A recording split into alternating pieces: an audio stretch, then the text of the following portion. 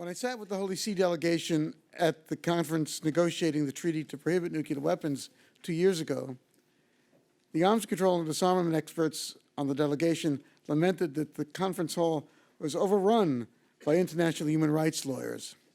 Well, in David Koplow, we have an international lawyer who's also a veteran arms controller. David and I have been talking about holding a conference like this for some time. We're partners in crime, as it were. Now, due to an unforeseen conflict, he's had to leave us early, so we have invited him to take a few minutes, just a quarter hour, to offer his reflections on international law and the current dilemmas of nuclear weapons policy. David.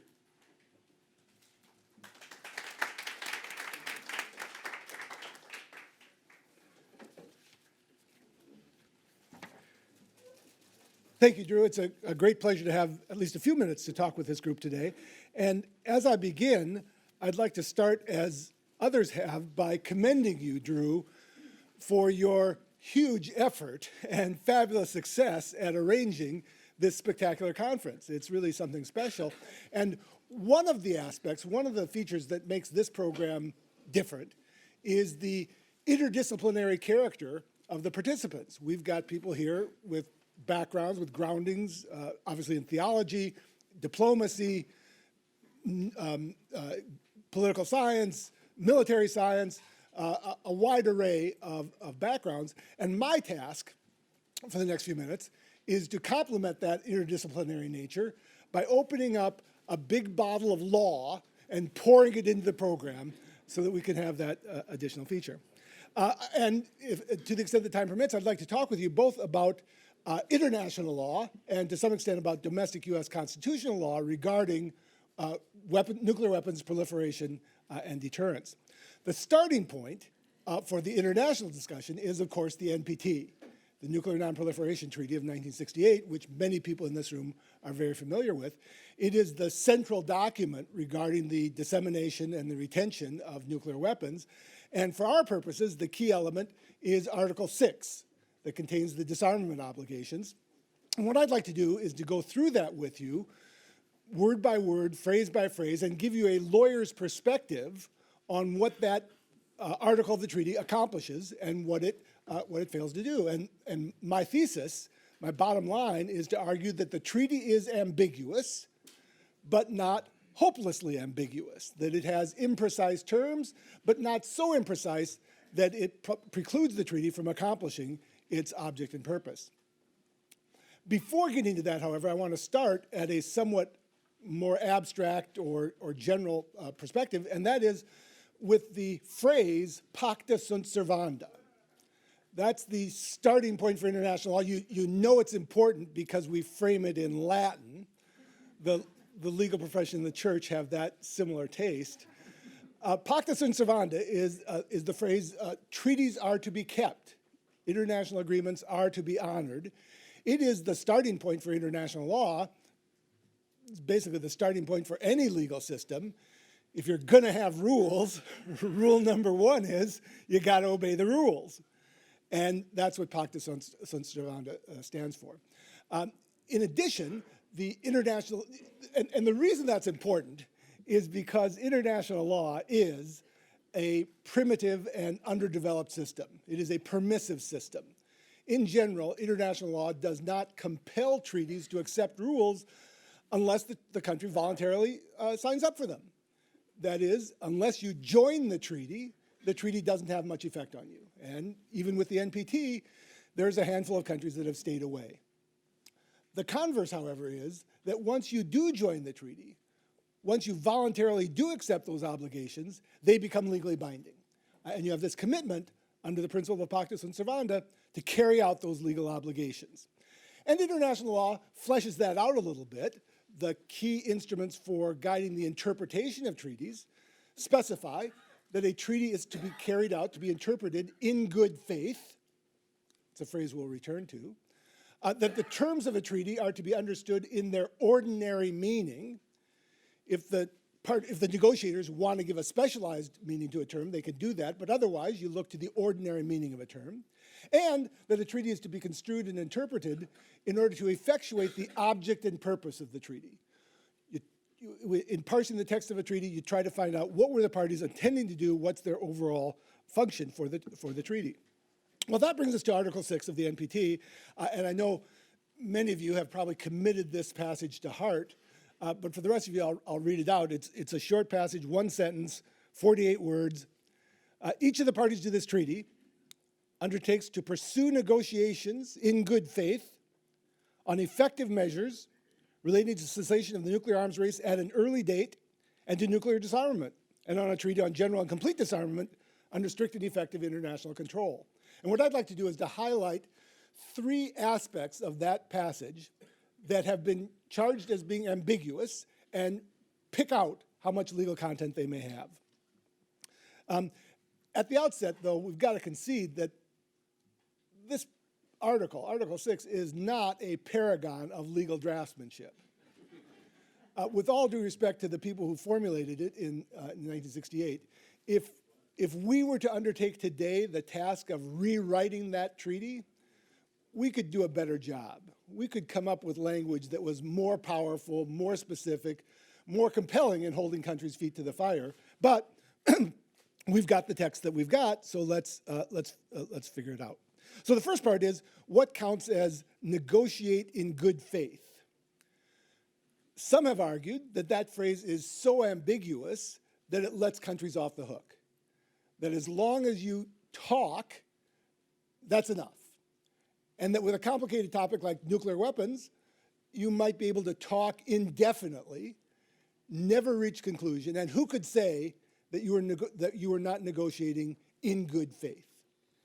My response is that phrase is ambiguous, but not so ambiguous that it is devoid of meaning, and we have some sources on that. Within domestic US law, labor relations law, contract law, sometimes there's a commitment to negotiate in good faith. And courts have construed that with some actual content. For example, you can't boycott the negotiations. You can't stay away from the talks. You can't deny the objective. You can't say, well, that's something that we'll pursue in the fullness of time, but not as a practical guide to immediate actions. And you can't insist that the other side cave into your demands and accept your positions on everything. You have to engage in a true give and take in order for it to count as good faith negotiations. How do we measure the behavior of the countries that possess nuclear weapons under that standard today? Well, the first point to observe is that this would be a closer case if today there were actual negotiations going underway. If today the countries possessing nuclear weapons were engaged in a dialogue, a fruitless dialogue, and we had to determine, well, are they behaving in good faith or not, that might be a hard question, but today there are no talks. Indeed, the countries possessing nuclear weapons have not participated in international negotiations toward getting rid of them since the New START Treaty, which was signed in April of 2010, nearly 10 years ago. And the countries possessing nuclear weapons and their closest allies boycotted the talks on the Treaty for the Prohibition of Nuclear Weapons. They stayed away from that one altogether. By any measure, I think, this is an open and shut case of countries not engaged in negotiations in good faith in pursuit of those objectives articulated in the treaty. In addition, the ICJ, the International Court of Justice, the world court affiliated with the United Nations, has fleshed out the concept of good faith negotiations and specified that it includes more than just a commitment to talk. It includes a commitment to achieve a particular result, to bring those talks to a successful enterprise, a successful fruition. In a leading case about nuclear weapons, the ICJ ruled the legal import of that obligation, the Article 6 of the NPT, goes beyond that of a mere obligation of conduct. The obligation involved here is an obligation to achieve a precise result, nuclear disarmament in all its aspects, by adopting a particular course of conduct, namely the pursuit of negotiations on the matter in good faith. So the content of the treaty, as informed by subsequent legal developments, is that it is not enough to consign this to the realm of utopian ideas. It's not enough to say, well, we'll get to disarmament when the other side gives up. It's not enough to say, well, we'll just talk about this indefinitely. The parties to the NPT have undertaken in Article 6 an obligation to achieve a particular result, and I submit they are manifestly failing to do so. So second, we get to the question of what counts as effective measures. And here again, the nuclear weapon states, the NWS, also the 5 permanent members of the Security Council, the P5, they've maintained that they're making good progress toward achieving the objective, that they've accomplished a vast reduction in the nuclear arsenals, depending on how you count. Perhaps it's a reduction of 80 or 90% from the Cold War heights of the nuclear arsenals. And they say the treaty is imprecise in spelling out what these effective measures might be, what steps are required, and what the relationship between them, what the sequence might be. And again, I think there's some validity to the complaint that the treaty would have had more teeth if it had specified the particular steps that needed to be taken on a particular timetable to accomplish the objective of nuclear disarmament. But that ambiguity is not fatal because the parties to the NPT have subsequently filled in that gap. At the review conferences held every 5 years to assess the performance of the treaty, the parties have specified what the effective measures are to be. They've identified by consensus, joined by the nuclear weapon states as well as everybody else, the 13 practical steps, the 64 action items.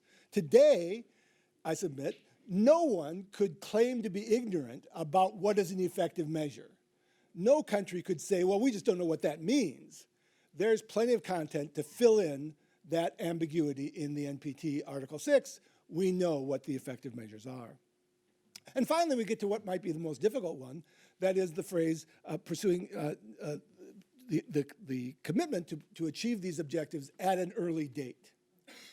What counts as an early date? And again, I'm willing to say that the treaty would have been better if it had specified a precise timetable. If we were drafting that today, that's what we'd put in. But the phrase at an early date has some meaning as well. In particular, we can use the ordinary meaning of that term. That's the guidance on how to interpret a treaty. And if the negotiators in 1968 or 1970 had been told, well, you see, the deal here is that the non-nuclear states are going to give up their right to pursue these weapons in perpetuity. And in return, the countries that have nuclear weapons are going to keep them around for 50 years. Moreover, at the 50-year point, having reduced the numbers of nuclear weapons substantially, we're going to recapitalize our inventory. We're going to spend billions, or in some cases trillions of dollars to renew and improve those arsenals, demonstrating our commitment to retain these weapons into the far distant future.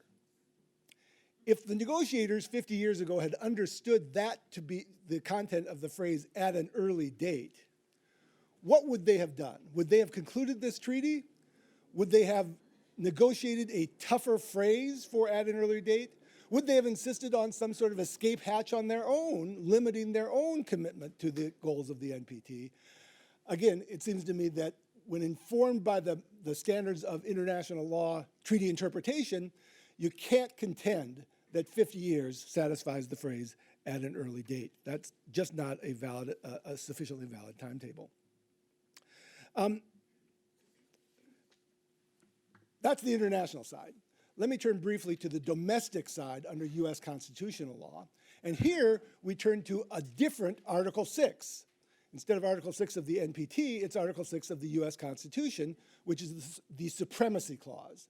That's the part of the Constitution that establishes the relative priority among the different forms of law that operate inside this country. And it specifies that this Constitution and the laws of the United States, which shall be made in pursuance thereof, and all treaties made, or which shall be made under the authority of the United States, shall be the supreme law of the land.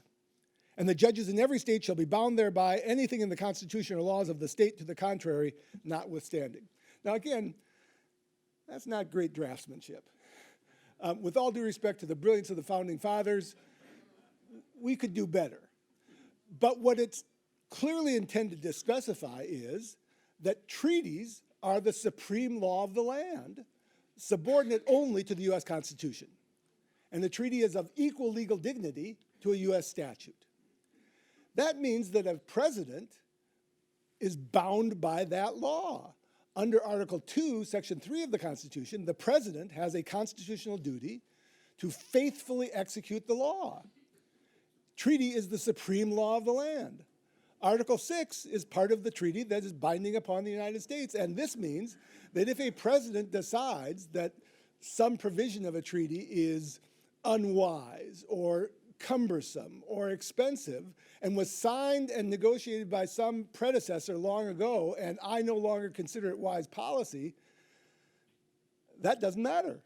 It's still the law of the land, and the president has the obligation to faithfully execute that law of the land. If we present ourselves as a country constrained by the rule of law, if that is one of our core propositions, then we cannot dispense with that rule of law merely because we change our mind, because it becomes difficult or cumbersome. If that's what you do, then your fidelity to the principle of rule of law is not a principle. It's just a hobby that you participate in sometimes or not, depending upon your whim. Let me close, as I think any lawyer should, by quoting Thomas Jefferson. Thomas Jefferson had a passage that I think is particularly apt to a discussion of international law, and particularly in an era of America First rhetoric. Thomas Jefferson said, "I think with others that nations are to be governed with regard to their own interest. But I am convinced that it is in their interest, in the long run, to be faithful to their engagements, even in the worst of circumstances, and honorable and generous always." I think that's the bottom line on the NPT. The treaty is ambiguous, but not hopelessly ambiguous. It contains provisions that are amenable to interpretation under international law. It is binding law upon the United States, and we should get on with it. Thank you.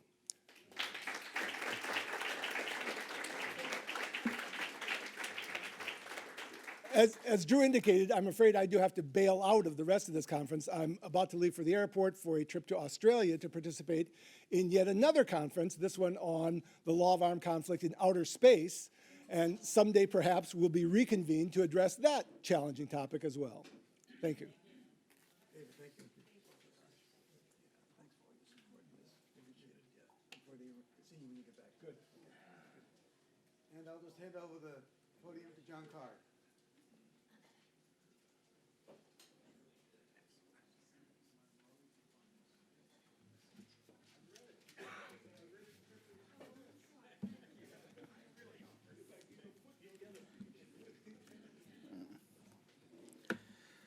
Well, it's been a strong and sobering and substantive morning. I hope you enjoyed your conversation over lunch. Several people came up to me and said, "What's this initiative?" I'm not going to share it. We have our brochures out on the table. We do large public dialogues. We do work with young people in Washington and leadership convenings. If you're not a part of us, we'd love for you to join us, grab a brochure, and send me an email. I'm really struck as someone who is not consumed by this every day, and apparently part of the message of today is I should be, that Washington is completely obsessed with impeachment and now Iowa. And this is a matter literally of life and death. The national security, the future of the world, and maybe our souls, if you listen seriously to what Archbishop Tomasi said. And so this is a matter of enormous urgency that requires, I think, the message has been commitment to principle, including treaties, but new ideas, new thinking, new strategies, and new progress. So this afternoon's panel, I hope, takes us in that direction. It includes 3 old friends and 1 new friend. I have worked with Mary Ann, Drew, and Jerry at my time at the Bishops' Conference. It was a wonderful job. We worked together on lots of things, SALT even, that long ago. One of my favorite things, and I think there are some lessons here, was the work on the Landmine Treaty, which essentially outlawed a whole group of weapons. It was a bottom-up movement, got grassroots support, and maybe there are some lessons from that. Well,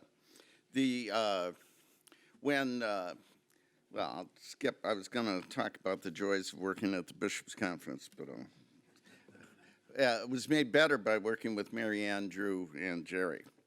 Mary Ann was a valued advisor to the bishops, and to me, and when social ministry leaders across the country looked for someone who could help them understand these issues in a way that they could act on, they called Mary Ann. You know her. She's at Catholic University in the Department of Politics. She works with the Department of State. She's been on the, I helped get her appointed to the Bishops' International Justice and Peace Committee, and she outlasted me. She has been a valued advisor. She's a key member of the Catholic Peace Building Network. She works with the U.S. Commission on Interreligious Affairs. She's the Global International Affairs Editor for America. You might have heard of that, some kind of Jesuit publication. I'll be honest, you probably all have read Mary Ann's frankly dense, often policy books. The books that I know from Mary Ann are incredibly beautiful and well done children's books. And Sleep, Baby, Sleep, that is my favorite. It doesn't work all the time. You Are My Wonderful, and You Are My Miracle, and I'm awaiting the new version, No Nukes, Baby, No Nukes. It should be available by Christmas. So Mary Ann is a person who collects theology, policy, witness, in a way that helps us all get better. Drew needs no introduction, and people always say that and then they keep going. So I'm going to do that. Drew is my friend, my mentor, been a pastor, a colleague and leader.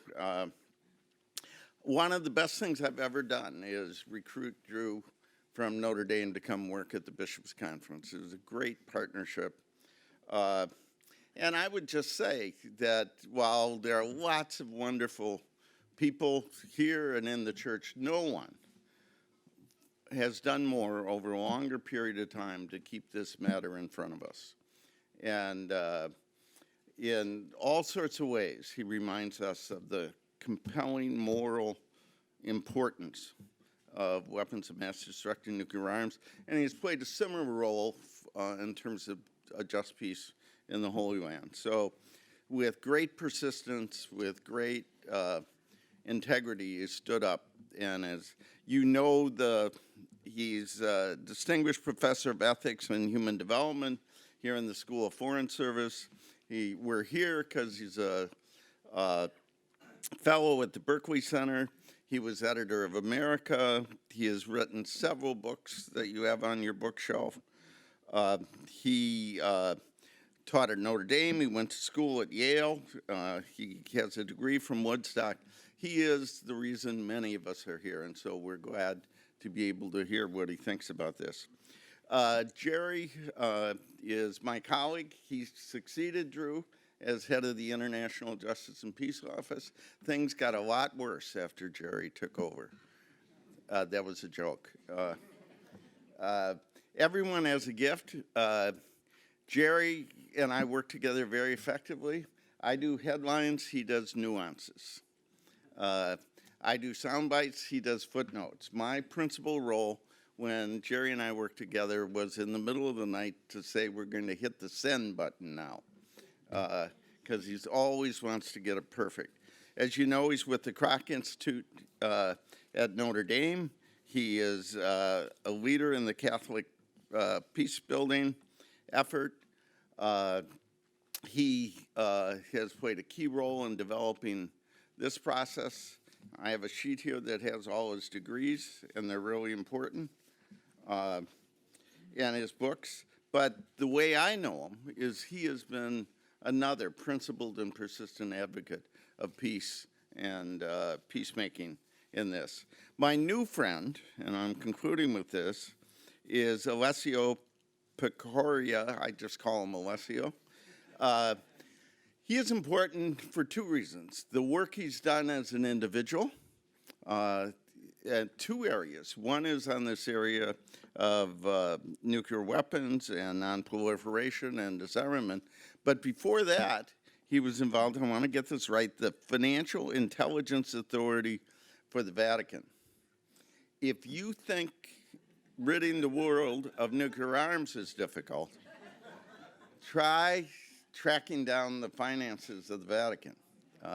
I think we will have no nukes before we have the Vatican Bank straightened out. But Alessio did that. He has written on this. He is well educated. But in addition to his personal work, he and Archbishop Tomasi are really the presence of the Holy See and the voice of Pope Francis for us, who in many ways is the reason we are here. So please welcome my three old friends and my new friend. I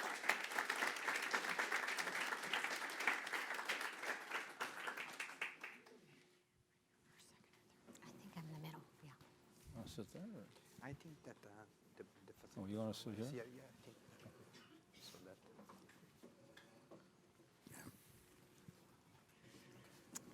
Oh, there you are. Yeah. Okay.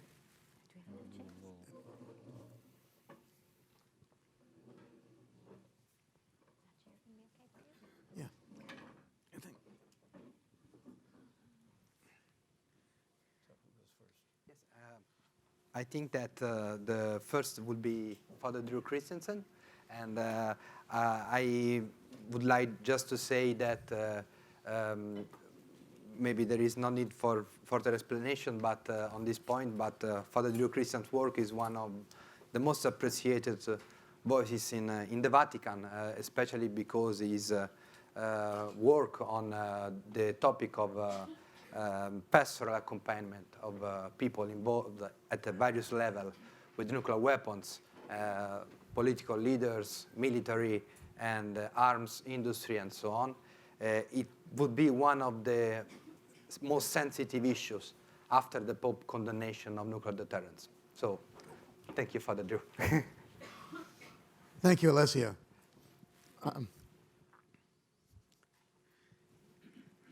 As Alessio said, one of the themes I've hit in my work on this issue is the notion of pastoral accompaniment for those who are some way connected with nuclear arms, whether they're scientists or military people or defense intellectuals.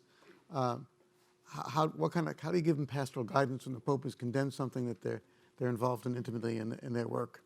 And secondly, one of the things we've tried to do in a second book we were cooking up for next year, and most of the people, or many of the people you're hearing today, have contributed to that volume, was to provide fresh thinking about these issues, to try to avoid a nuclear scholasticism, and to open up new ways to do that. And one of the ways which I think Pope Francis has shown forth is his notion of accompaniment.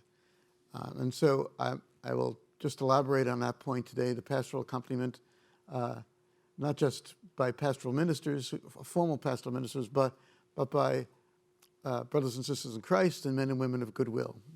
So, let me begin. Only months after the Cuban Missile Crisis, reflecting on the nuclear standoff between the U.S. and the USSR, the Second Vatican Council begged all people, especially government officials and military leaders, to give unremitting thought to the awesome responsibility which is theirs before God and the entire human race to address the problem of weapons of mass destruction. Only a few years later, writing in the context of the Vietnam War, in the 1968 pastoral letter, Human Life in Our Day, the U.S. bishops urged special provision for selective conscientious objection. And they noted that service in the nuclear forces constituted a class of activity for which such exemption should be granted. In a subsequent statement, the Bishops' Conference affirmed, this is a statement specifically on selective conscientious objection, that those in authority should regard conscientious objection and selective conscientious objection as positive indicators within the Church of a sound moral awareness and respect for human life. Thus, a half-century ago, it was already clear that military personnel might consider service in the nuclear forces to be morally problematic. For more than 30 years, advances toward disarmament made by President Reagan and General Secretary Gorbachev, and then the short-lived entente between the US, Russia, and the other former Soviet states made us complacent about the nuclear problem. During the 2000s, however, little progress was made in decommissioning nuclear weapons, and for the last 5 years, events have taken us backwards. Arms control agreements have been broken and abandoned. Nuclear-armed states and potential proliferators have multiplied, and the new nuclear arms race has broken out. At the same time, there's been rising demands for abolition, beginning in 2005 with the Schultz proposal, which Ambassador Goodby will speak this afternoon, continuing with the humanitarian impacts movement at mid-decade, the spread of nuclear weapons-free zones over the same period, and most recently, the UN Treaty to Prohibit Nuclear Weapons. It is against this chiaroscuro of complacency and renewed anti-nuclear activism that we should understand Pope Francis' condemnation of deterrence. The Holy See participated in the Humanitarian Consequences movement. It joined in the negotiations over the Treaty to Prohibit Nuclear Weapons, and the Vatican signed and Pope Francis ratified the treaty. To begin with, then, and at the very least, the Pope's repeated condemnations of nuclear deterrence over the past 2 years should turn us again to the Church's teaching on selective conscientious objection, even the challenge of peace, which is guarded in how it treats this issue, reminded military authorities, and I quote, to refuse to take immoral actions in warfare is not, take part rather, in immoral actions in warfare is not an act of cowardice or treason, but one of courage and patriotism. Adherents of the just war are obligated to refuse to wage war in ways that will lead to the indiscriminate destruction of entire cities or extensive areas and their populations. For those in the military and the security sectors, the papal condemnation poses in an especially acute way issues of selective conscientious objection. It is politically acute because the current nuclear environment is so much more dangerous, so much less predictable than it was in the 1960s and the 1980s. It is also politically acute because the body politic seems to have lost the will to attend to complexity and to do great things. It is acute pastorally because the Pope has formally condemned deterrence, which is until now many, including Catholics, believed might be tolerated. And because Pope Francis' repeated condemnations, the latest at Hiroshima last November, give the Church's position special urgency. And I'd add too that it's also acute legally because the U.S. doesn't formally recognize selective conscientious objection. The military does handle it, and I think handles it well, what I've been able to see. But people are sometimes deceived into thinking if they'll be treated gently, they will have to pay some penalties in their careers being cut short or being sidelined and so on. But nonetheless, the military has been making accommodations for people with selective conscientious objectors. It is not the Church's intention to place insupportable burdens on anyone's conscience. Vatican II, however, made clear that moral maturity, our very authenticity as human beings, resides in the exercise of conscientious responsibility.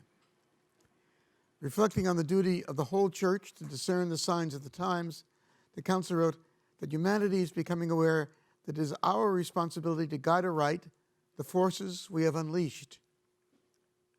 With the possible exception of global climate change, No force created by human hands demands more thoughtful, self-critical, and disciplined exercise of social responsibility than the disposition of nuclear weapons. The shifts in the nuclear environment over the last 20 years, where they may raise issues of selective conscientious objection as a matter of professional ethics for those in the military and defense policy positions, require a vigorous and sustained exercise of social and political responsibility on the part of us all. It is no longer enough to avoid doing evil. We must also work to undo the tangle which is the current state of nuclear affairs.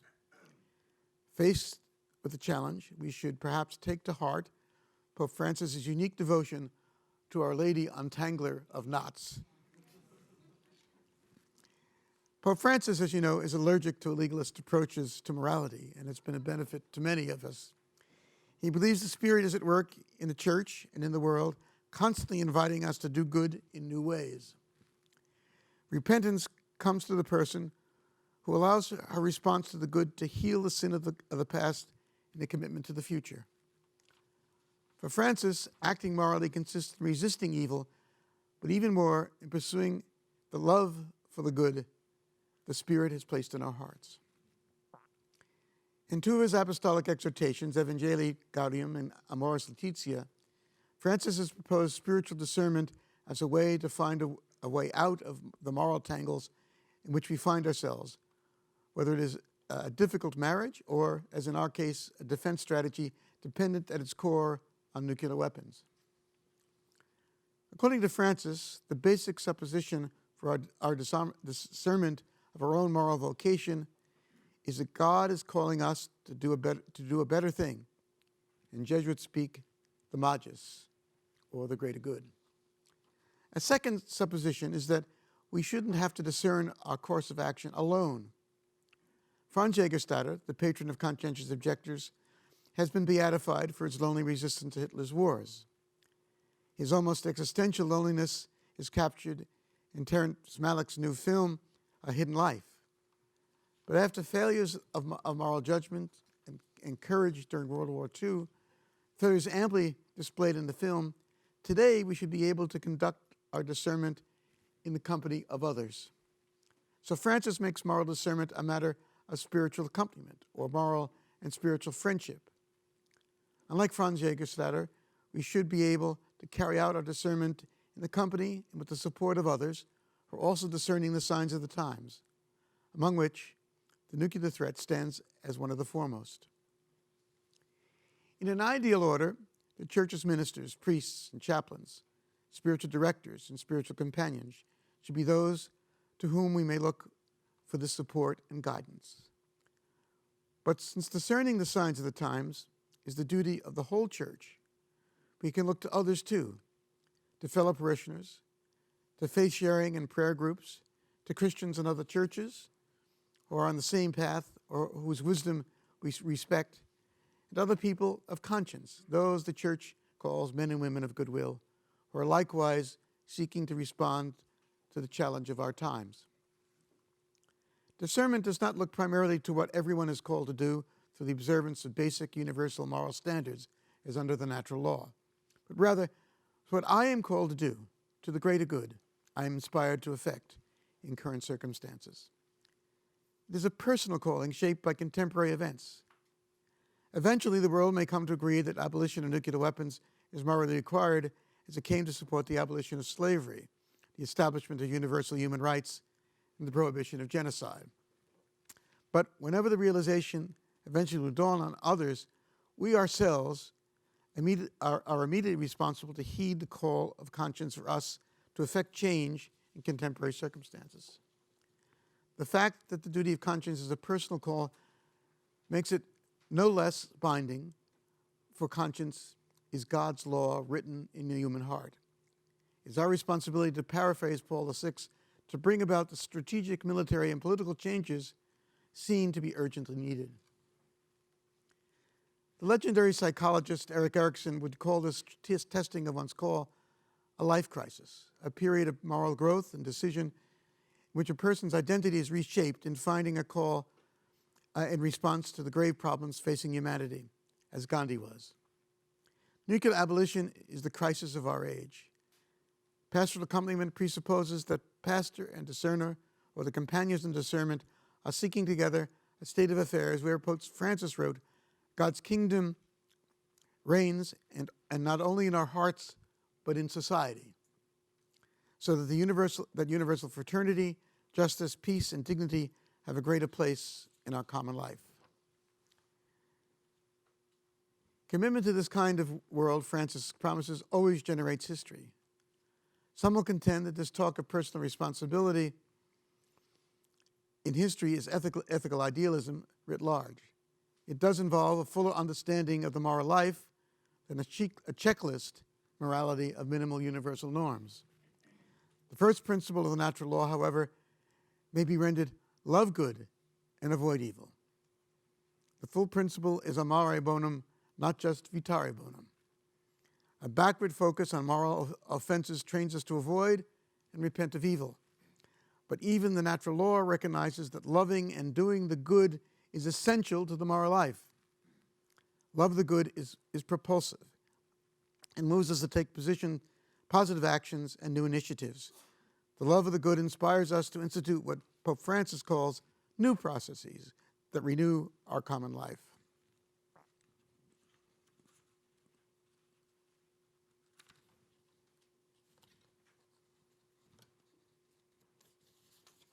The Church's teaching on discerning the signs of the times reminds us that history is not static.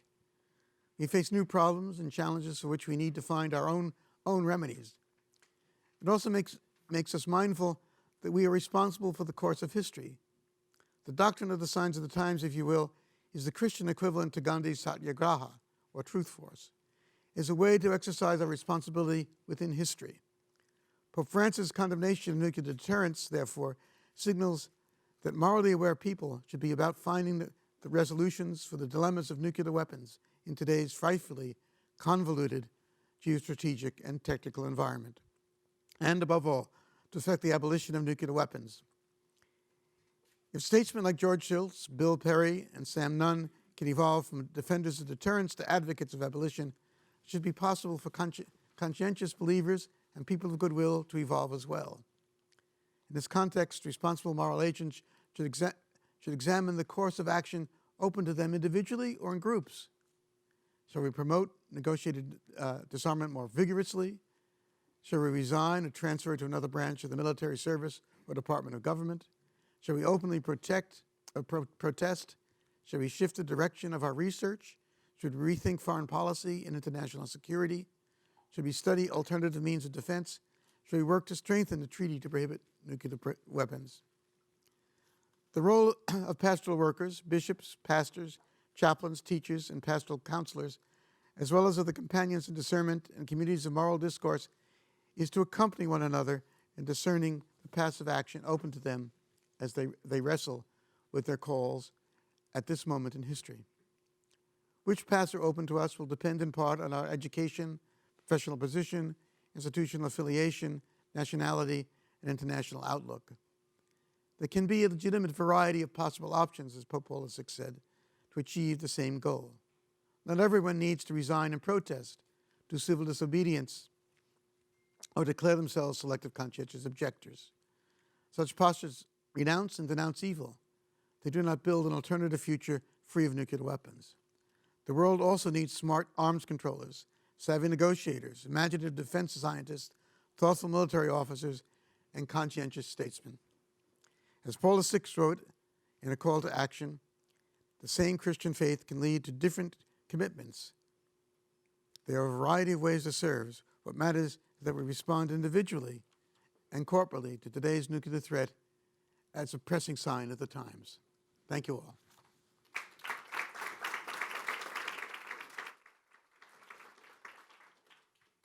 Father Drew, for your wonderful presentation. I think that for us, reminding that in condemning nuclear deterrence, Pope Francis has followed his broader vision affirmed, especially in Evangelii Gaudium et Laudato Si, that reality is greater than ideas, and that we should start in a not dogmatic way, by addressing the reality, starting, for example, as he has done in Laudato Si, from the analysis of natural science, social science, and then try to, this has helped a lot in also positioning us in a relation with the world.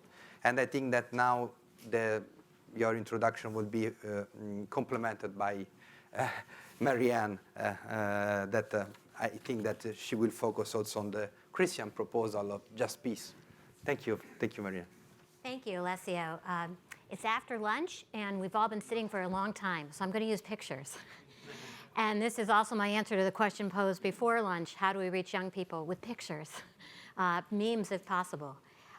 There's very little math required to follow my presentation, but I want to have a little bit. And that is this. There are more people on the planet than ever before. When nuclear weapons were invented, we now have triple the number of people on the planet. We've gone from 2.5 billion people when nuclear weapons were invented, atomic weapons were invented, to 7.6 now. Buckle up, we're supposed to go to between 9 and 11 by 2050. So more people on the planet than ever before. More countries on the planet than ever before. When these weapons were invented, there were only about 50, and now we've got almost quadrupled that at almost 200, 193, 194 counting the Holy See. So more people on the planet than ever before, more countries on the planet than ever before. So that means we need more cooperation than ever before. We need deeper cooperation, better cooperation, more resilient and robust cooperation than ever before. So this is another reason that the negative piece of deterrence is not sustainable in the present age. While the number of weapons may be lower than they were at the Cold War's height, the destructiveness of those weapons is higher, and the number of people at risk, because the population has tripled, the number of people endangered by those weapons is more than ever before. So my title here is Just Peace and Nuclear Disarmament. My subtitle that I often think about is Cooperate or Die. The more positive way to frame that is cooperate and live. And we've got a lot of experience. The good news here is we've got a lot of experience in doing this. We have a lot of experience in building a more positive, more sustainable peace. I'll be talking about what the just peace principles are, how they apply to nuclear weapons. But the good news is we have an ethics of just peace. We have used this in war zones around the world. It has worked to build a sustainable peace in places that had lots and lots of war, from where it's happening now in Colombia and the Philippines. It's happened certainly between the US and former enemies, and it absolutely can apply to nuclear weapons and get us to a more robust, more sustainable peace. So we've been talking, we heard yesterday from Archbishop Tomasi that Catholic teaching on nuclear arms is consistent and has been against nuclear arms since the beginning, since the Church was decimated at the bombs of Nagasaki.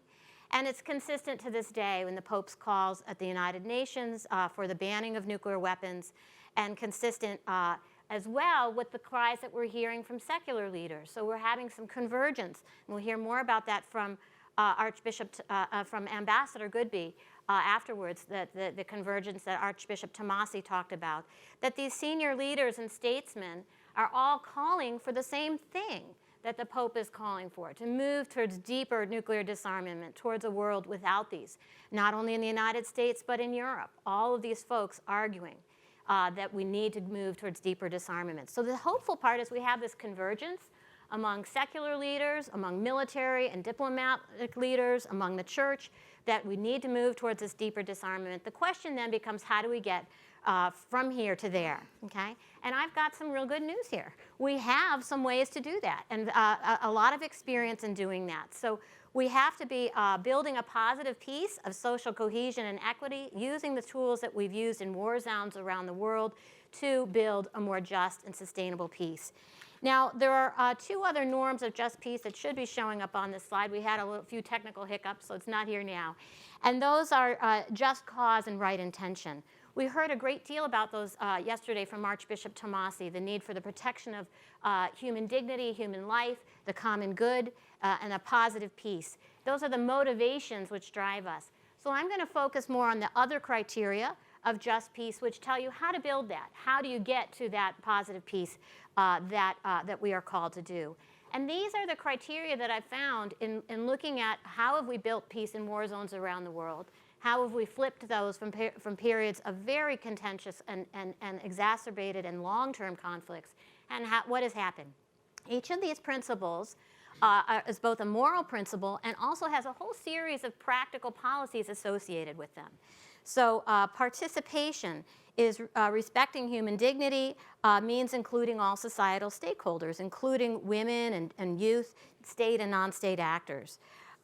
Restoration is repairing the human infrastructure as well as roads and bridges. Right relationship is having these equitable relationships, both vertically and historically. Restoration is healing the communal and the individual wounds of war, and we'll talk about the ways that you can do that through truth-telling, acknowledgement, etc. And sustainability, what we heard a lot from my colleague Bill Barbieri this morning about a moral ecology, expending the time frame, the generational frame, and the frame to look at how can we have a peace that will last, that will endure over time, and includes a peace with the planet, with our common home. Like strands in a rope, these work together. And having them intertwined makes a much stronger, much more sustainable peace.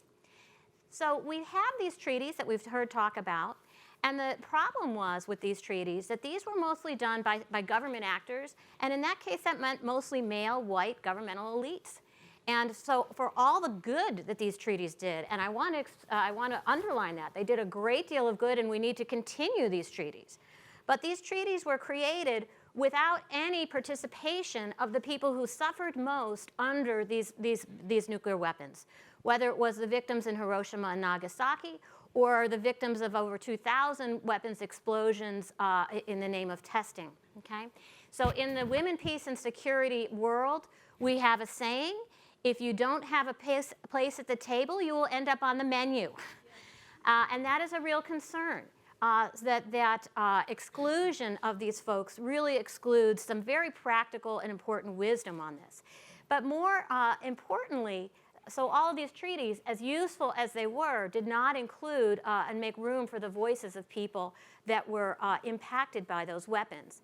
Another problem with that is that when it's just the state elites making those treaties, the state elites can take away. What they giveth, they take away. And we are seeing that in what we've all discussed as the demise and deterioration, very bad, I hope we can reverse it, of the arms control scenarios and of these treaties. So even though we've heard the data that people widely support these treaties, we see a deterioration of them. One of the things I wanted to find a picture here.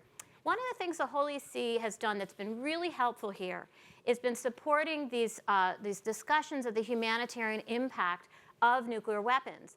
Why has that been important? It's been important not just theologically and morally, that we should be hearing from the voices of those most impacted, but also practically. It is a game changer. It makes people uncomfortable to hear those stories, and it should make people uncomfortable. It takes away the euphemisms associated with those and puts a real-world framework on what is meant, what are the impacts of these weapons. And we've seen from peace treaties in other places around the world that including the people who are impacted by the violence, and the one side of this slide is in Colombia, our colleagues in Colombia, have been part of the peace accords when the church brought those who were impacted by the war in Colombia to the peace table. It changed it. It had the conversion of heart that Archbishop was talking about and others were talking about, that it was much more difficult to deny the reality of the decades of conflict when you had to look in the face, in the eyes, the people most impacted. I would say it had the same effect at the treaty to ban nuclear weapons. So what the Holy See did by normalizing the inclusion of those that were most impacted, it created a new process, a process that continued and culminated in the ban treaty by hearing the voices of those, whether they were from Hiroshima and Nagasaki, whether they were indigenous communities, having those voices made room for them at the table, led and expanded the participation. And Catholic countries were leaders in these negotiations, and many women were leaders in these negotiations. So a very, very different thing. There was a recent study done on the lack of women in nuclear security positions, whether they're in governmental positions or non-governmental positions. And so this is another way to try to make up for that participation. Also, the nuclear weapons-free zones were the way that other countries had of participating, because they were excluded from these other bilateral treaties. And so basically the treaty to prohibit continues that work that we've seen in the nuclear free zones and it honors that participation. The second component of Just Peace is restoration. And there's a whole bunch of ways in which you can expand practices that you can be using for restoration, including economic development, environmental remediation, trauma healing, healing of memories, ways of looking at a holistic version of the human being, not just repairing roads and bridges that were built, that were destroyed by war, although that's important as well. There was some movement towards this at the end of the Cold War with the Cooperative Threat Reduction Program. That was an effort to expand participation beyond just the US and Russia to other former Soviet states, to employ, so have transformation of the economy, employ former Soviet weapons scientists and give them civilian jobs, to do some conversion from, and some environmental remediation, actually destroying the missiles and trying to repurpose those sites. The problem was that there was not political will to expand that. Senators Nunn and Lugar wanted greatly to expand the Cooperative Threat Reduction Program beyond just those former Soviet states to others. They were not able to get much traction on that. And this program, unfortunately, is not getting a lot of support under the current administration. The restoration also includes environmental restoration. Nuclear weapons do harm. The possession of these weapons does harm. There's an incredible environmental harm that's generational in its nature. This is a picture from Navajo Nation where I visited. Women and children born today on Navajo Nation have extremely high levels of radiation from the poisoning that was done, both of the setting off of atomic bombs with atmospheric and underground testing into the water aquifers, but also the open pit uranium mining. So there's incredible harm being done today to people living there. And though, unfortunately, the Radiation Exposure Compensation Act is up for ending. And it never allocated enough money to justly compensate victims. It excluded many of the diseases that women suffer. Uterine cancer was excluded as one of the things that would be having any compensation for. And there were many areas that were impacted that were not included in the original bill. So this would be another one that could be added to a Just Peace that looked at restoration, would be looking at expanding those types of acts to give more attention to the needs of victims. Right relationship is saying that we have to build more robust relationships ethically, vertically as well as horizontally. And unfortunately, while this remains very possible for us, we have had some bad news in this regard. I've been asked to kind of compress 2 of the chapters I've written for Drew's volume into one. So here's a place where I'll get a little bit of the second chapter, which was looking on the ethics of nuclear stewards. There's been a real breakdown in the units that have control over nuclear weapons in the United States. What one of the commanders called ROT, R-O-T, and that was a leader in the military, said there was rot in the Corps. That should be alarming to us. And that should be a sign if there's a breakdown in their sense of what is their relationship to their responsibilities to have responsible stewardship over those weapons, something I'll talk about more in a minute.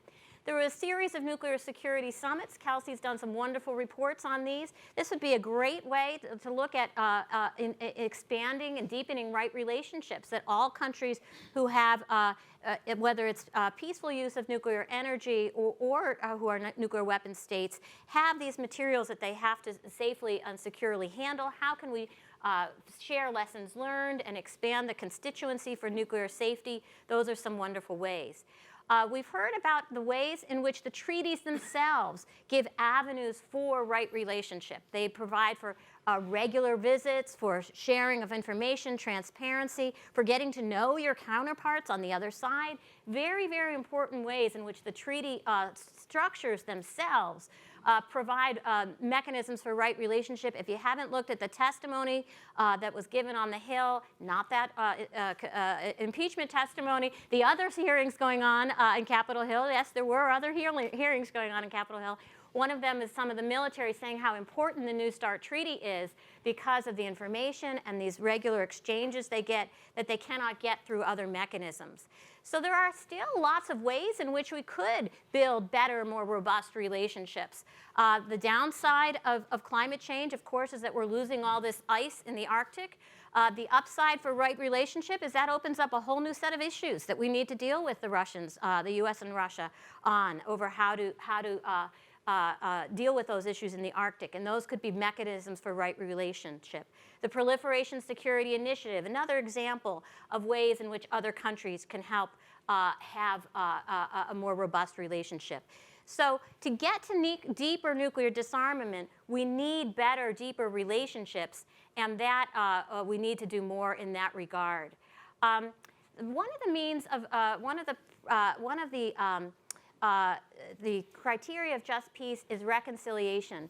And some of the mechanisms for reconciliation are truth-telling, okay, and acknowledgement. We heard about how difficult apology is, but simply telling the truth is very important. Most people don't know the United States lost, it admits to losing 11 nuclear weapons during the Cold War. Most independent analysis said that probably the number's more like 50, okay? And including this one that was dropped on a children's playhouse in Goldsboro, North Carolina. We dropped them on our allies in Spain. We're still actually cleaning up a beach in Spain from a dirty radiological explosion that came from a lost, dropped nuclear weapon. So there's this history of the lack of safety of those nuclear arsenals is an important part of reconciliation. The final point is sustainability, and this is really where the Vatican is moving and where we also need to move, to look more at the environmental consequences of nuclear weapons and ways to do better environmental cleanup. This has been, of course, the Pope's concern in Laudato Si, that we celebrate and mark the 5th anniversary of it now. And this continues to be a point of great difficulty. Just this past summer, there was an accident in Russia. 7 people died. They had to evacuate the whole community because of an accident dealing with the development of a new nuclear technology. So this is not just the past. That we're saying there were bad situations in the past. This is the case in the present. Again, the sustainable issues, whether it's the Arctic, whether it's with indigenous people, provides lots of opportunities. So rather than looking at these only as problems, we can also say these are opportunities to do better going forward. These are opportunities. The United States and Russia, because we have the most nuclear weapons, we also are the ones who have this need to clean it up. And so we could share information, we could share best practices, we could work together on the cleanup of these particularly toxic sites. So again, my main point is here that better relationships are possible. We've done it, we've used these criteria in other places. We can definitely apply these to nuclear weapons and to get to deeper disarmament, we need deeper and better relationships, and we have the tools to do so. So thank you very much. Thank you. Thank you, Marianne, for sharing with us these important thoughts on an active and just peace, especially highlighting the importance of involvement of women and more in general, civil society. I think that now is the time to also listen some other remarks on security and international relations and policy issues more in general after Pope Francis' condemnation of deterrence. Thanks, Alessio. John Carr used to like to tell people that John, was all style and no substance, and Jerry, was all substance and no style. I'm going to let you decide in 15 minutes whether I have any substance or style. It's really great to see you all here. It's great to work with Drew and Ruth and the Berkley Center and all the other co-sponsors of this event. And the book that's associated with it, and all the other things that we've done together as part of the project on revitalizing Catholic engagement in nuclear disarmament.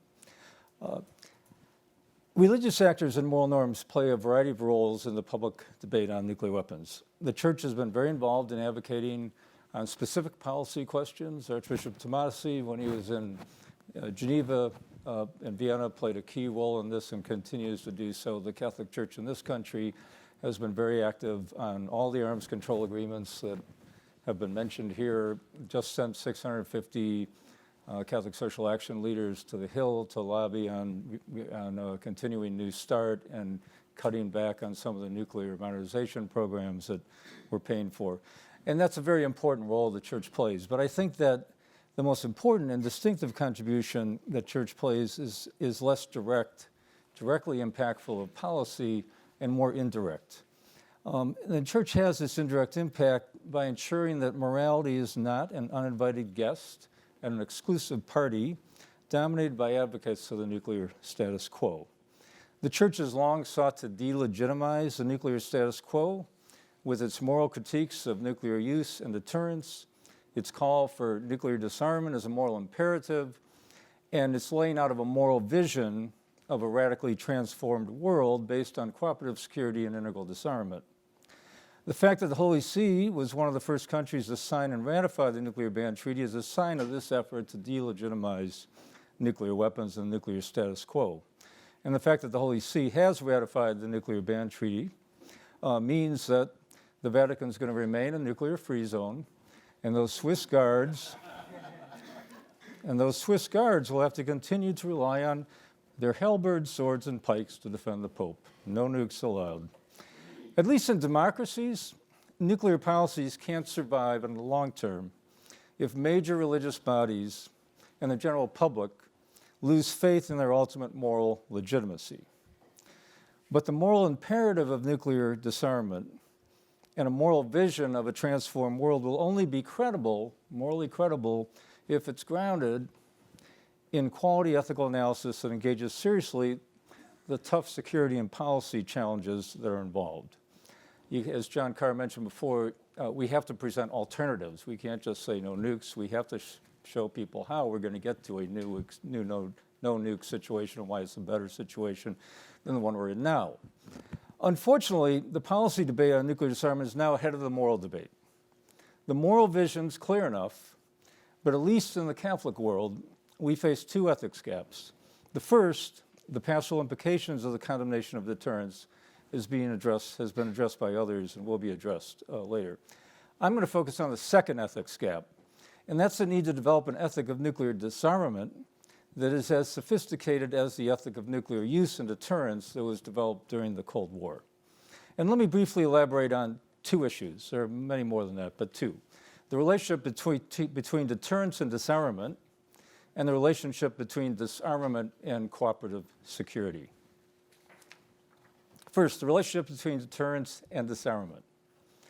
John Steinbrenner contended that too much of the ethical and policy debate on nukes was like evaluating the quality of our driving without ever asking if we were moving in the right direction.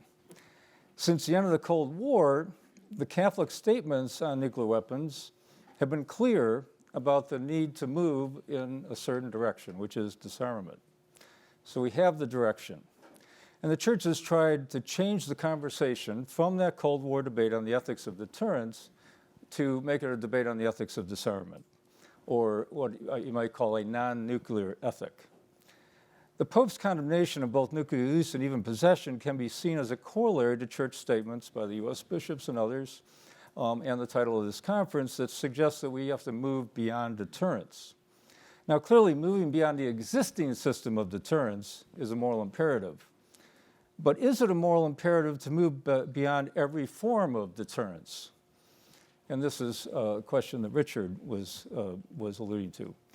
Won't some form of deterrence and the moral conundrums associated with whatever form that deterrence take remain as the world moves toward and achieves zero? In Catholic moral theology, it is immoral to threaten that which is immoral to do. And so as the nuclear powers move to the minimum deterrent that the U.S. bishops have long called for, that would be a penultimate step in the disarmament process, will nuclear powers move to a city-busting targeting strategy that the Church has unequivocally condemned? Even at nuclear zero, with highly intrusive verification and strong enforcement measures, deterrence of cheaters and/or breakout will still be necessary. So one option for dealing with the cheaters or the potential breakout is an option that could be an alternative to deterrence, or it could just be an enhancement of deterrence, depending on how it's used, is missile defense. As Jonathan Schell and others have said, missile defense would surely be resurrected if abolition is taken seriously. Now, in 1988, the U.S. Catholic bishops issued a major statement on the Strategic Defense Initiative. And in that statement, they opposed the deployment of the SDI, missile defenses proposed by the Reagan administration.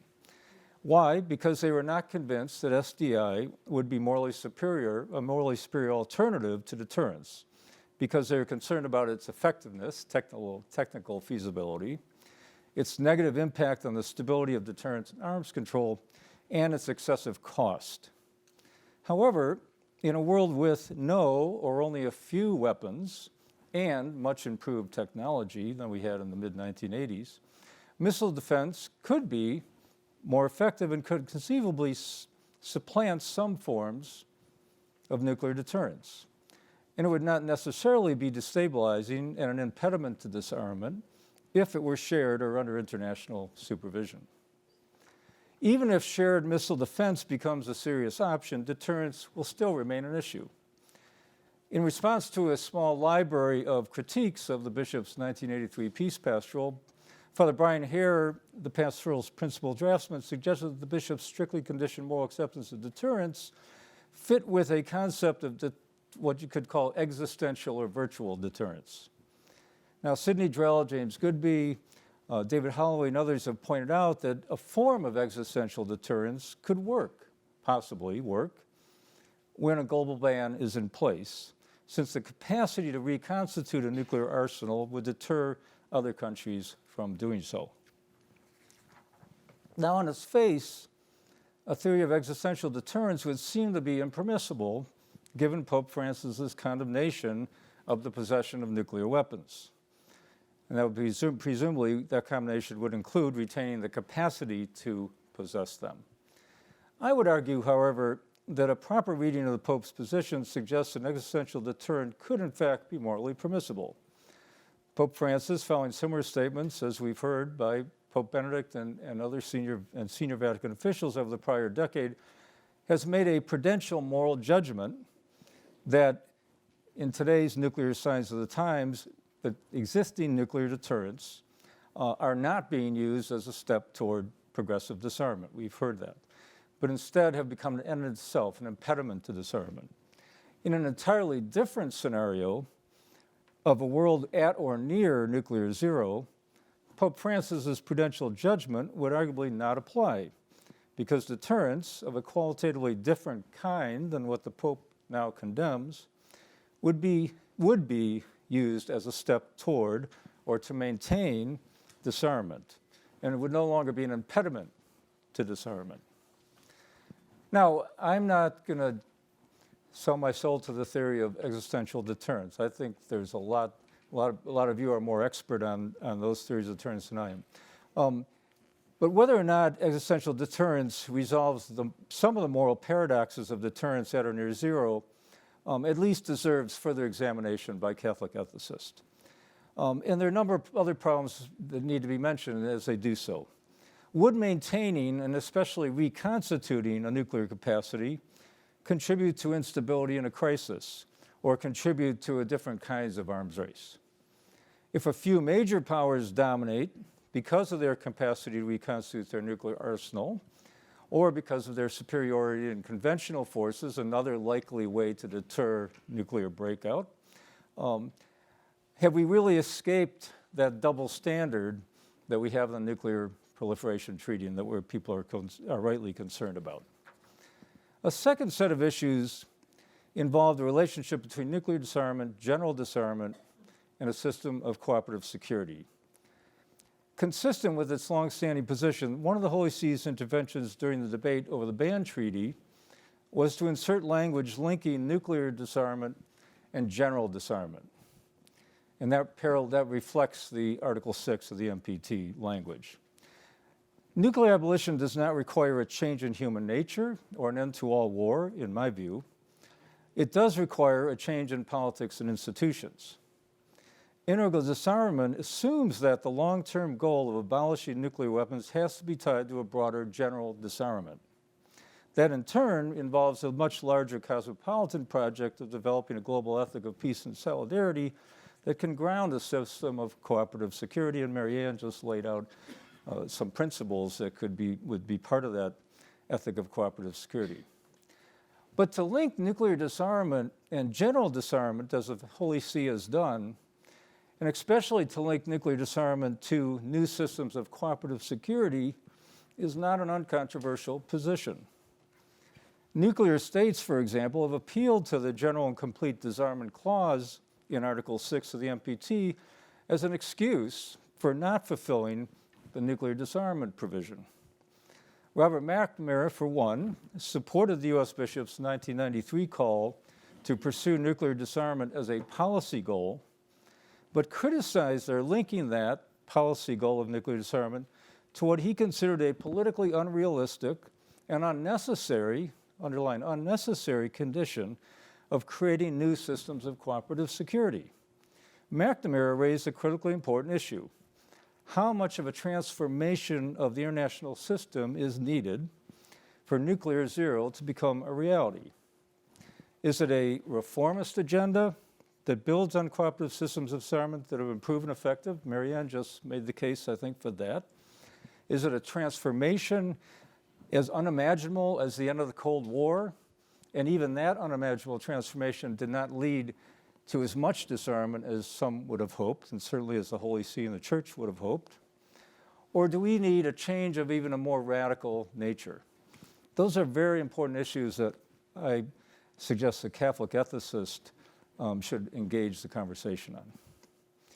The studies and books by some in this room, such as Ambassador Goodby and the Hoover Institution, the Nuclear Threat Initiative, the Arms Control Association, many of your other organizations, have done much to put much needed policy and institutional flesh on the principled bones of the Church's calls for integral disarmament and a new system of cooperative security. But Catholic ethicists would do well to put more meat on the bones of those concepts. Marianne is doing so in linking Catholic teaching and practice on just peace to the nuclear question. Drew's exploration of vocation and conscience and pastoral accompaniment is filling in another piece of that puzzle, but much more needs to be done to clarify the Church's vision and theory of change. A final long-term policy issue. A new system of cooperative security in which nuclear weapons are banned will require a fundamental reconsideration of the relationship between sovereignty, security, and the common good. The nuclear have-nots will have to continue to practice, well, they're not doing a good job of practicing it, but we'll have to continue an ethic of restraint or adopt an ethic of restraint in foregoing nuclear weapons. I'm sorry, let me start that over. The nuclear have-nots will have to continue to practice an ethic of restraint, and most have, in foregoing nuclear weapons in the name of the global common good. The nuclear haves would have to renounce their reliance on nuclear weapons as a basis for their national security and forego pretensions of military, political, and economic dominance that are associated with their reliance on nuclear weapons. If a global ban is to be effective, both nuclear and non-nuclear nations will have to give up some of their rights to sovereignty.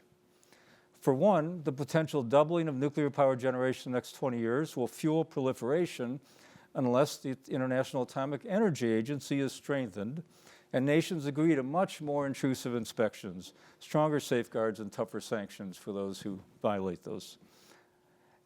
International measures to verify, enforce, and ensure compliance with the ban on nuclear weapons will be even more important and more intrusive than anything that we've seen so far. In addition, as mentioned, missile defense might have to be shared or put under some common authority. For these and other reasons, the current understanding of the rights of sovereignty and the limits and reach of the authority of the United Nations and other international entities will have to be rethought. So, ought implies can. That's rule number one for ethicists. Ought implies can. Nuclear disarmament will never be accepted as a moral imperative, much less a legitimate policy objective, unless we can escape what Jonathan Shell calls profound fatalism that is based on a conviction that the bomb, though a human creation, is somehow immune to human control. Escaping this denial of responsibility that borders on the sin of despair requires that ethicists join the policy experts in making the case that nuclear disarmament is not just a utopian dream, and that the cure of disarmament is not worse than the current disease of deterrence. Thank you.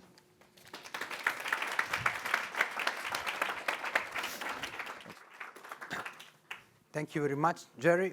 If I can reassure you, I'm not aware of any kind of project from the Vatican to build up nuclear missiles under St. Peter Basilica. So I think that the Swiss Guard will keep going with swords and things like that.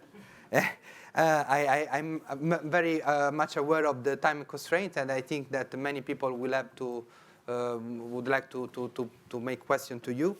I just take advantage of your presence here to make just one quick question to each one of you.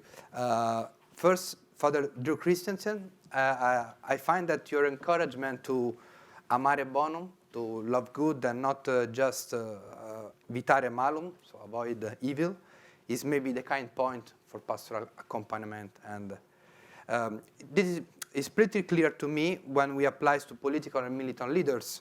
But since you are also an educator, I would like also I was wondering if you could share some thoughts about the importance or the implication of this formula on the way we communicate, especially for those that have an official role on that, no? Such as journalists, opinion makers, and of course political leaders. Let me just clarify my point with an example, with a virtual example. Think if we had to face the Cuban Missile Crisis of 1962 with today's social media and the risk of cyber attacks. Imagine President Kennedy responded with harsh tweets to U.S. adversaries after the discovering of Soviet ballistic missile deployment in Cuba. And this is not even limited to U.S. case, but more in general, how do you consider important the establishment of a safe information ecosystem? And as educator, you have a role also on this. Well, I think a safe information system goes way beyond my pay grade and my discipline, but I would reinforce Marianne's notion that right relationships are essential.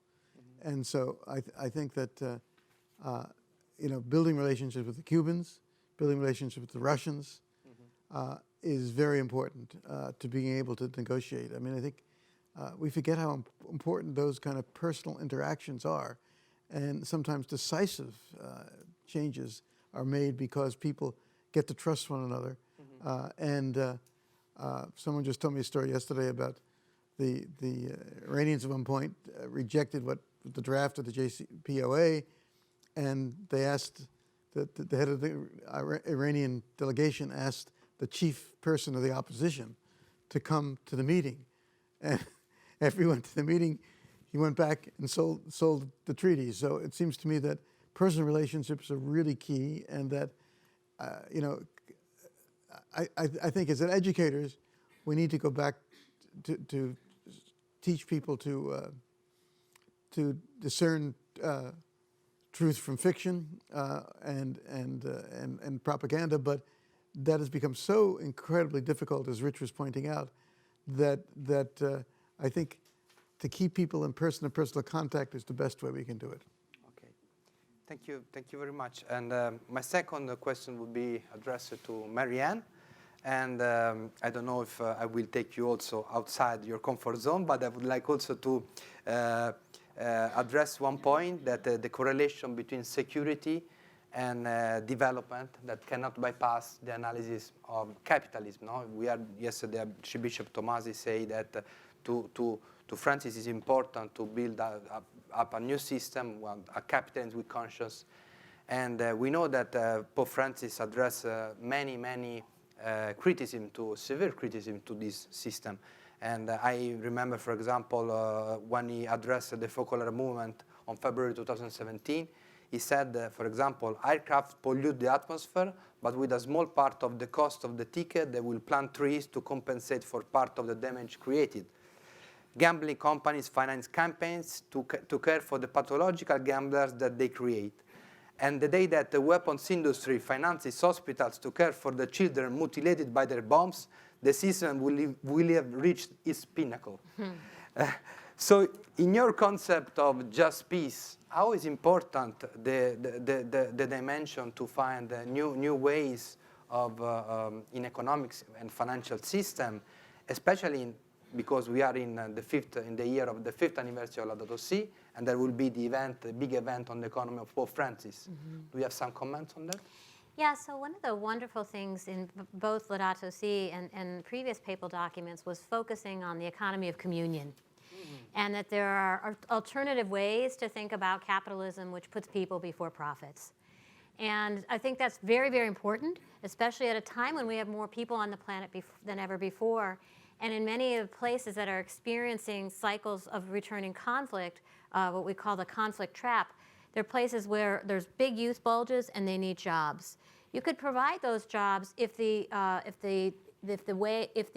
value of that economic development program was provision of jobs versus return on profits for a few shareholders, et cetera. So there are lots of different ways that you could have capitalist systems that would have different values and values that would bring more back to a community. There's a lot of experimentation done in those regards in war zones where it's very clear that they know the purpose of the economic activity is to prevent the war. So they definitely want to create as many jobs as possible for the former combatants. They want to get former combatants across conflict lines or across sectarian lines or identity lines working together. So the purpose of creating some of those economic activities are those common good values, whether or not they return a very high return on investment.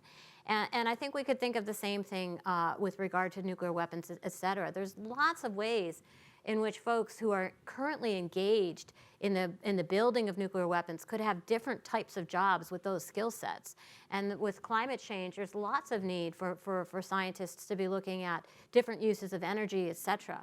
But it would require some different thinking about what our values are. And right now, the mice are in charge of the cheese, right? So right now, the heads of the Department of Defense are the industries that profit most from the armaments. The current and previous Secretary of Defense came directly from the companies that are the biggest profiters from the defense policies being pursued. So that's a structural problem that we have right now that we have to break through in our country, but it's a question that's been addressed in other countries as well. Okay, thank you very much. So my last question would be to Jerry Powers, and you mentioned the topics of the concept of existential deterrence, cooperative security, and so on. I would like to see to have your opinion about precisely in the framework of deterrence of this huge problem of all these countries that are tempted to go nuclear, such, for example, I don't know, Saudi Arabia and Ukraine, and even South Korea. No? Ukraine is a case study, for example. They gave up their arsenal after the collapse of Soviet Union, and they ended up invaded by the Russians in Crimea and Donbass region. And something similar happened to Gaddafi when he renounced to his nuclear programs. And so in the broader framework of international relations, how do you see because we have stressed the importance of relation between U.S. and Russian Federation. We mentioned China, India and Pakistan, but also Israel, North Korea. And what about all these other countries that would like to reach the nuclear groups? How can we stop that? Well, as Richard mentioned earlier, when he goes to Japan, everybody wants to be reassured that the U.S. has not abandoned extended deterrence. And you hear the same thing from some European countries and others. So that's the current approach, is one aspect of the current approach is extended deterrence. And arguably that has limited nuclear proliferation in some places. But I think the main answer for a lot of these is dealing with the regional conflicts that have created the insecurity, instability in these places that lead some countries to feel that they have to pursue a nuclear program in order to achieve their national security or dominate in the region, whatever their motivations might be. And so I think that's where the Holy See's approach to cooperative security and diplomacy and everything that's involved in that really makes a difference in terms of countering the risk of proliferation. Yeah, because I think that more in general there is the problem that I do agree, for example, that an immediate and radical disarmament would be, for example, very problematic from the stability point of view. No? If we think that, for example, nuclear weapons are very costly, very sophisticated, and on the contrary, there are systems such as cyber weapons, even if these definitions are contested by military experts, but they are very easy to replicate so the security environment would be very at a risk with a too radical and without the international control of disarmament processes. Well, and the third point is that the nuclear halves, can't be saying do as we say, not as we do, when they go to these. And for example, I remember when Colin Powell, when he was chairman of the Joint Chiefs, came in with the U.S. Bishops' International Policy Committee, and this was in the early 1990s, 1993, I believe, and he made a very strong case for why Ukraine and he named a bunch of countries should give up their nuclear arsenal or not pursue it, because he said these weapons have no military necessity. And of course, the first question was, well, what about U.S.? And he said, well, it's different. So we have to lead by example too. It's not that I do not believe that if we disarmed, that means automatically you've solved the problem of nuclear weapons in the Middle East, because I think those are driven by regional realities and insecurities as well as international. Thank you very much. I'll stop here and I will open the floor to the Q&A session. I see two people, one here. Thank you. John Keown from the Kennedy Institute of Ethics. In their book, Nuclear Deterrence, Morality and Realism, Finnis, Grise and Boyle argue that nuclear deterrence is intrinsically immoral because it's wrong intentionally to kill innocent non-combatants. Therefore, it's wrong to threaten to kill them or to conditionally intend to kill them. And therefore, we should immediately and unilaterally disarm. I find that argument compelling. I've yet to hear a good response to it. Does anyone on the panel have a good response to it? Do you prefer to that we call? Oh, okay, please. One thing that was especially interesting about that book was, unlike almost everything else I've seen on the ethics of nuclear weapons, is they very clearly recognized the moral conundrums and the pastoral problems and the like that would arise as a result of this radical proposal to unilaterally disarm if necessary, because and they were taking a consistent ethic of life approach, because they were also that argument was partly about an argument about abortion. They wanted to be consistent in the arguments, but what I find particularly interesting about the book is they didn't just say we should unilaterally disarm because these are indiscriminate, disproportionate weapons, would destroy the environment, et cetera. They then went on to spend a lot of time talking about what that means, the kind of questions that Drew was talking about. What that means for a Catholic legislator who votes every year on the defense budget, which includes nuclear weapons. What does it mean for the Catholic sitting in a silo? What does it mean for the commander of a nuclear sub, et cetera?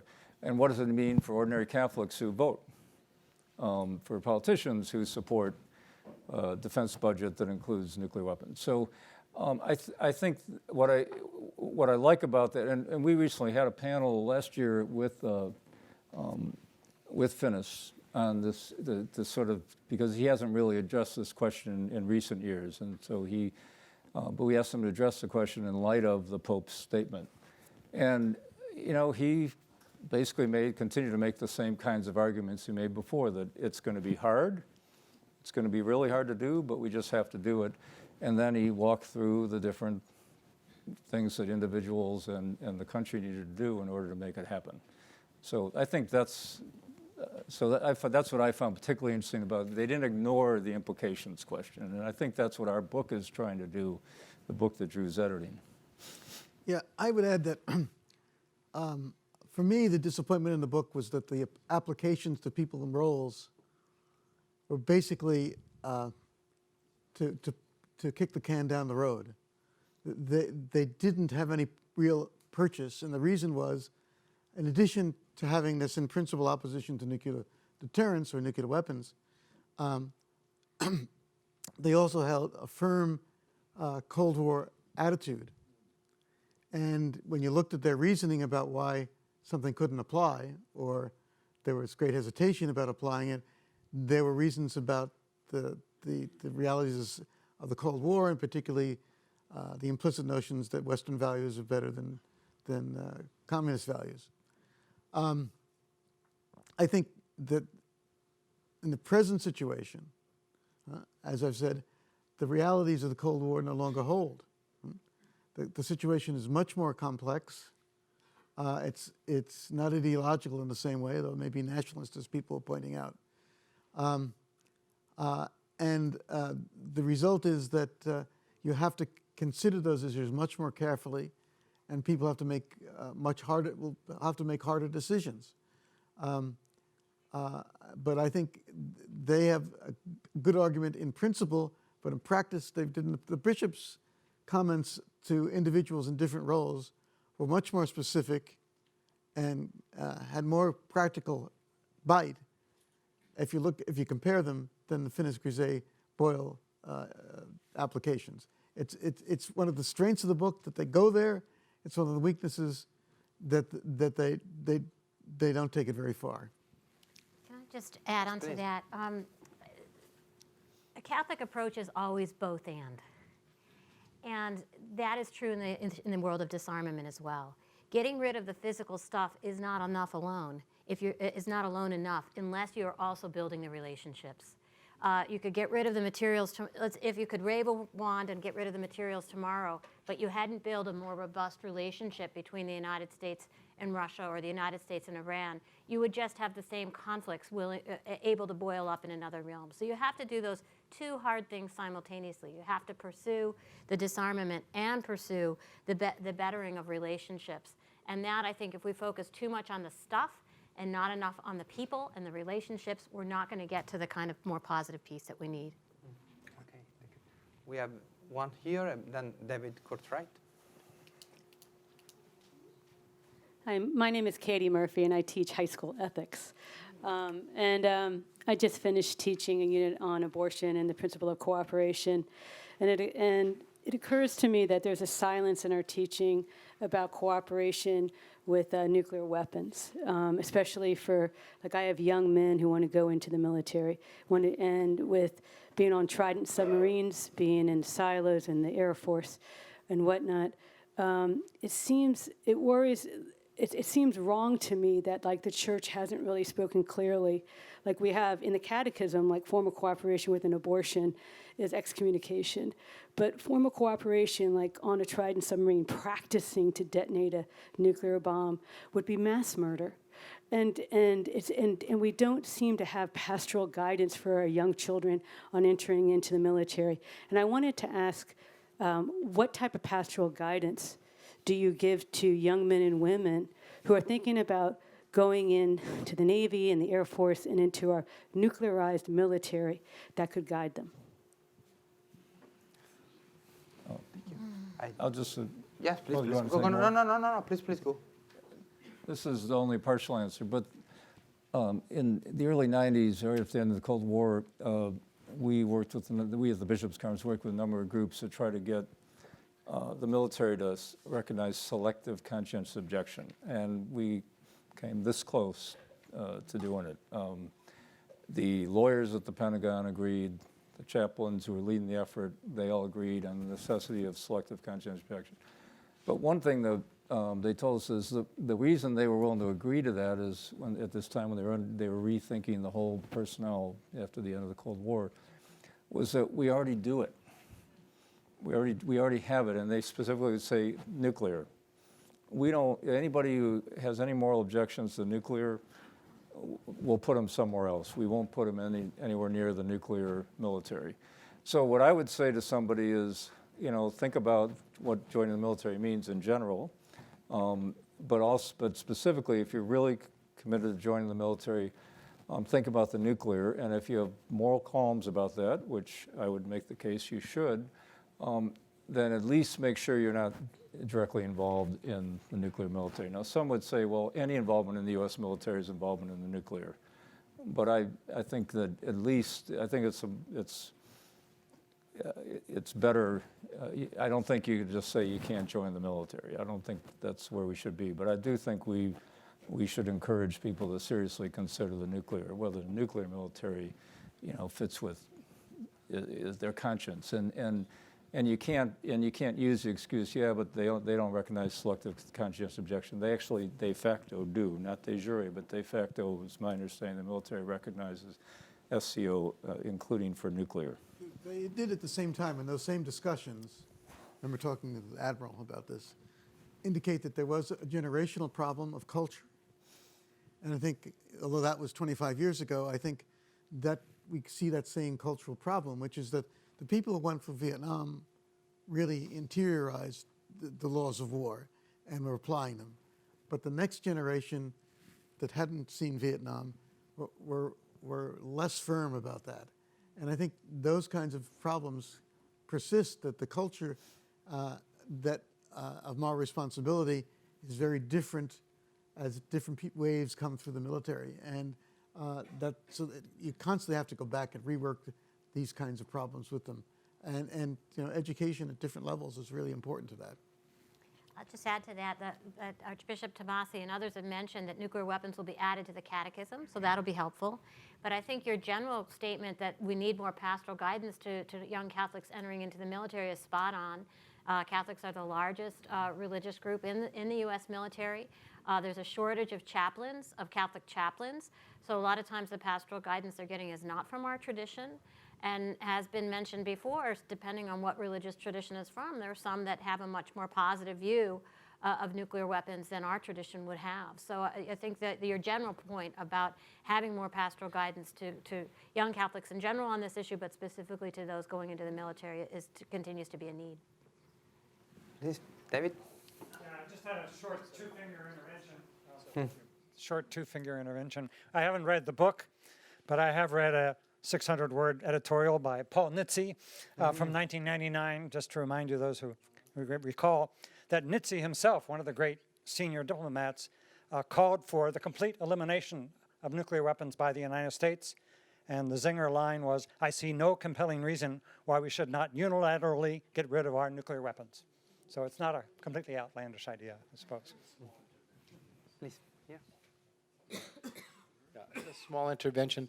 I had the privilege of engaging in a long series of briefings with Gary Solis, who was a professor here and who taught international humanitarian law at West Point for many years, with Robert McNamara, the former Secretary of Defense, on the subject of nuclear weapons and international humanitarian law. And the first thing that we learned was that the Secretary of Defense had never gotten a briefing on international humanitarian law's application to the SIOP, to the Single Integrated Operating Plan and Targeting. So, yes, there's clearly a conscientious objection, but there's also an international humanitarian law objection, which we have never effectively brought to the fore in debate. So the Defense Department says, well, in the court case before the International Court of Justice, hypotheticals were raised. If we dropped a nuclear bomb in the Gobi Desert, that wouldn't violate the indiscriminate effects of the weapon, or a depth charge on the high seas. But those are anomalous situations. It's not the normal targeting. The normal targeting annihilates tens of millions of innocent people. And that clearly violates international humanitarian law. And we have not effectively brought that debate into the U.S. military or any of the militaries. And I think that's one of the tasks at hand before us, to actually use what is recognized already as law, that's recognized in the manuals of all of the services of the United States, except in the area of nuclear weapons. And there's a law review article that I did with the Fordham Law Review with Charles Moxley and John Burroughs, where we analyzed the codes of all of the services and how rigorous they are in all other areas, but not nuclear. And this is this to me, I think, is the big issue between morality and law. Okay. We have only 5 minutes left. There is one last question. Okay, thank you very much. No, okay, but I thought that there was another question. No, yeah. I'd like to remind the panel that there are 24 Catholic colleges and universities that are host ROTC programs, which by their own admission teach killing, reflective killing without conscience. And 17 of them are Jesuit, including Georgetown here and Loyola in Baltimore, where I'm from. Please. One thing that Drew Christensen actually started this when he was at the Kroc Institute in Notre Dame, but we work hard to meet regularly with the Faculty of Peace Studies and students with ROTC programs. I think Notre Dame still has the largest program in the country. And you know, that's a very valuable conversation for all kinds of reasons for all of us. But I wouldn't say that they don't teach killing with no conscience. I think that they do. I mean, I think there's a value in having ROTC programs. If they're doing it well and as they're supposed to do it, they do teach about the laws of war. They do teach about they teach the peace pastoral and the ethics of war. So I think that what we should do if we're at a campus with an ROTC program is dialogue. You know, if we can't dialogue with our colleagues in the ROTC program, how can we expect the U.S. and Russia to dialogue over nuclear disarmament? Let me give you one example of how it was successful. I taught a course that John Howard Yoder used to teach called War, Law, and Ethics. And we had both peace studies students and ROTC students who would debate in the class. And it always got high marks. The year after I left and was on sabbatical, there was a group of peace activists, women living in a house off campus, who started a campaign to get ROTC thrown off campus. And the ROTC students who had studied just war and pacifism with us acquitted themselves so well in discussions that the two groups got together and started a student program for the teaching of the morality of war and peace on campus. It was supported 1 year kind of out of voluntary contributions. The next year, the university provided funding for that program for education. I don't know if it still continues, but it was a sign of the successful teaching in this dialogic fashion. Okay, I think that our session ends here. It has been a pleasure and an honor to share this panel with you. Thank you very much. And can you please join me in congratulate our speakers. Thank you very much.